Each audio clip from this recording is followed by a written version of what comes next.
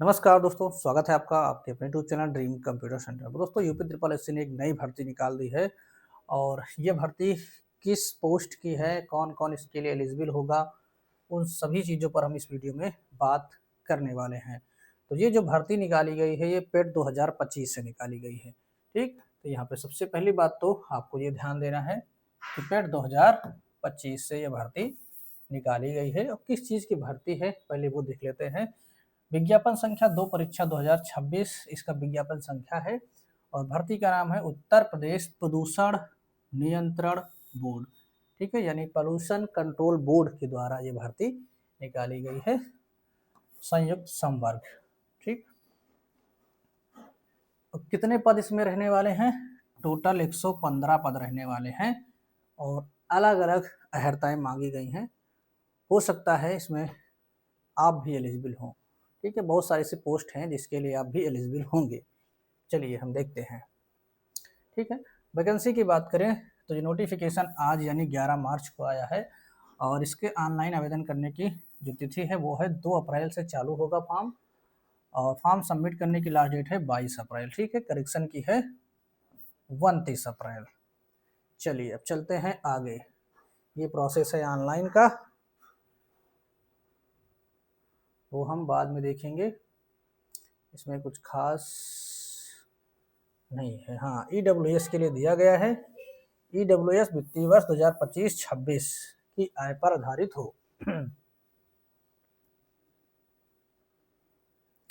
1 अप्रैल 2026 से 22 अप्रैल 2026 वो आवेदन करने से पूर्व 1 अप्रैल 2026 से 22 अप्रैल 2026 के मध्य निर्गत प्रमाण पत्र होना चाहिए जो 2025-26 की आय पर आधारित हो। चलिए इस पर हम बाद में बात कर लेंगे। ठीक है, और आगे हम चलते हैं। पहले क्वालिफिकेशन पे बात करते हैं। ठीक, कौन किस योग्यता के लिए एलिजिबल होगा। ठीक, फीस तो 25 रुपये ही लगनी है, उसमें कुछ नई चीज़ नहीं है। चलिए ये देखिए पद हैं। ठीक, पहला पद है आपका वैज्ञानिक सहायक। वेतनमान यहाँ पे देख सकते हैं 35,400 है और एकदम 1,12,442 ग्रेड पर है।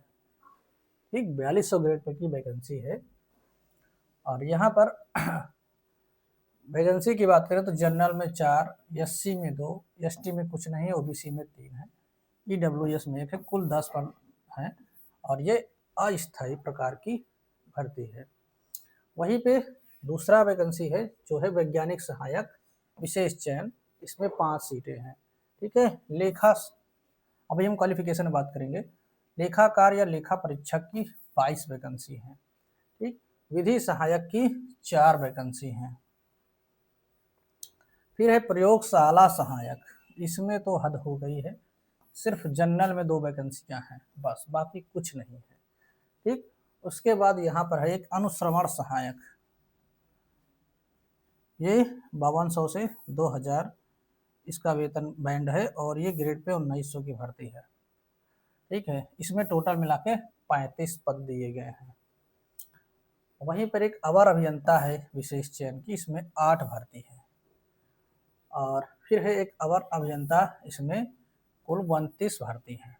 सब मिला के कुल यहाँ पर 115 सीट है, जिसमें से यूआर की 49 सीट है। ठीक, यही, और ये हमारी ओबीसी की है और ये है ईडब्ल्यू एस की और ये है एससी की। ठीक, तो एसटी की यहाँ पर देखा जाए तो कोई भी सीट नहीं है।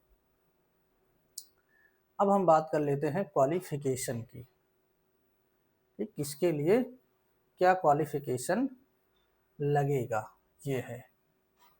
ठीक, यहाँ पर आप देख सकते हैं सबसे पहला जो पद है वो है वैज्ञानिक सहायक विशेष या सामान्य चयन। इसके लिए क्या होना चाहिए क्वालिफिकेशन? विधि द्वारा स्थापित किसी विश्वविद्यालय से जंतु विज्ञान, वनस्पति विज्ञान या रसायन विज्ञान या जैव रसायनिकी या पर्यावरण विज्ञान में पीजी होना चाहिए। ठीक, यानी कि पोस्ट ग्रेजुएशन की आपके पास डिग्री होनी चाहिए इसमें से किसी में भी।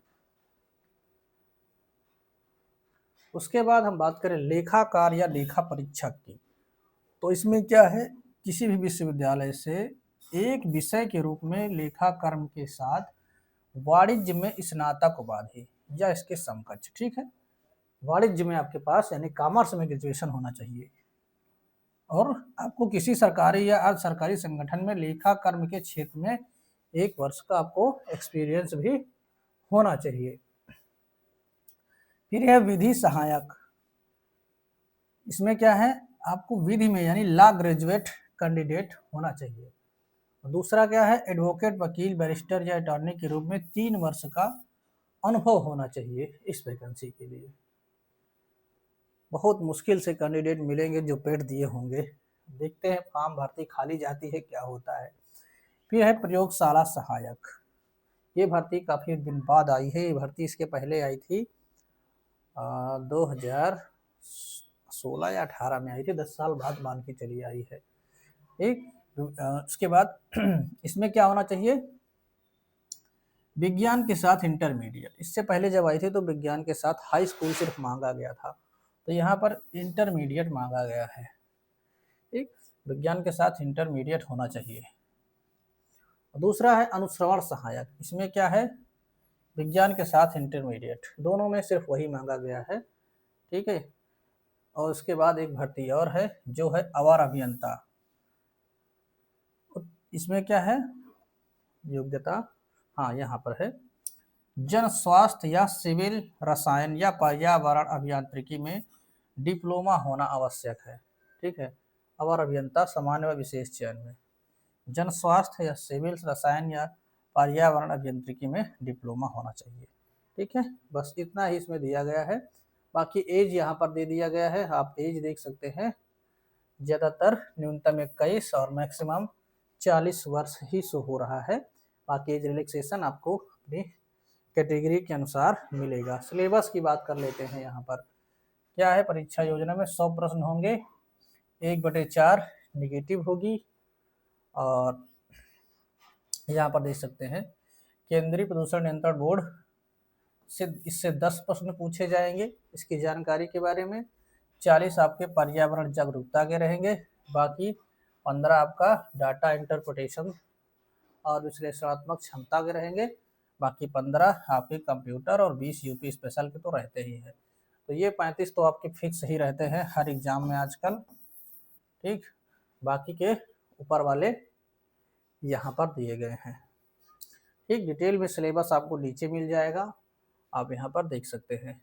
ये है आपका विषयवार सिलेबस, इस पर हम किसी दिन अलग से बात कर लेंगे, ठीक है। तो क्वालिफिकेशन पे हमने यहाँ पे सारी चीज़ों पे बात कर लिया है, और इसमें कुछ खास नहीं दिया है, बाकी ये फॉर्मेट होते हैं, ठीक है। चलिए इतना ही है, और इसमें ज़्यादा नहीं है। बाकी तो बहुत सारा पेज दिया गया है, लेकिन ये मेरे काम का ये नहीं है।